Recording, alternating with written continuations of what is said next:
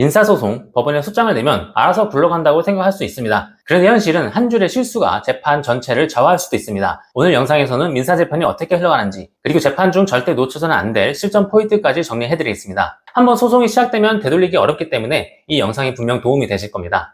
민사소송은 원고가 법원에 소장을 접수하면서 시작됩니다. 그러면 법원은 사건을 담당 재판부에 배당하고 피고에게 소장을 송달합니다. 그런데 피고 주소가 틀렸거나 피고가 안 받으면 소장이 반송되고 법원은 원고에게 주소를 보정하라고 명령합니다. 이때 주민센터에서 피고의 주민등록 초본을 떼어서 다시 제출하면 야간 송달, 공시 송달 등을 거쳐서 최종 송달이 됩니다. 피고는 소장을 받으면 답변서를 제출해야 합니다. 인정할 것인지 부인할 것인지 그 이유는 뭔지를 명확하게 밝혀야 합니다. 여기서 주의할 점은 답변서를 제출하지 않으면 피고가 자백한 것으로 간주된다는 것입니다. 법원에서 무변론 판결을 하거나 이해공고 결정을 해서 빠르게 끝날 수도 있습니다. 피고가 답변서를 내면 법원이 첫 변론기를 지정합니다. 보통은 소장이 접수되고 꼭 그런 건 아니지만 대략적으로 3개월에서 4개월 정도 후에 첫 재판이 잡히는 편입니다. 이때부터 본격적인 민사재판이 시작됩니다. 재판에서는 주장과 반박을 서면으로 주고받습니다. 이때 사건을 시간 순서대로 정리하는 것이 정말 중요합니다. 왜냐하면 민사재판에서는 사건 당시에 어떤 의사로 어떤 행동을 했는가가 매우 중요한데 명시적인 계약서나 권리 문서가 없는 부분은 전후 정황을 보면서 당시의 의도를 추론할 수밖에 없습니다. 그런데 시간이 지나면 기억이 흐려지고 있었던 일의 시점이나 순서가 틀리는 경우가 많습니다. 순서를 엉키거나 잘못 기억하면 유리한 정황이 빠지기도 하고 상대방한테 신빙성이 떨어진다는 공격을 받기도 합니다. 따라서 법에 필요한 사실들을 시간 순서에 따라 정확하게 정리해야 합니다. 이것이 기본 중에 기본입니다. 주장을 정리했다면 이제 이것을 입증할 수 있는 증거들을 제시해야 합니다. 직접 증거가 제일 좋지만 없을 땐 간접 증거도 충분히 활용할 수 있습니다. 중요한 건 증거가 많다고 끝나는 것이 아니라 이 증거가 어떤 사실을 어떻게 증명하는가를 구체적으로 밝혀야 한다는 것입니다.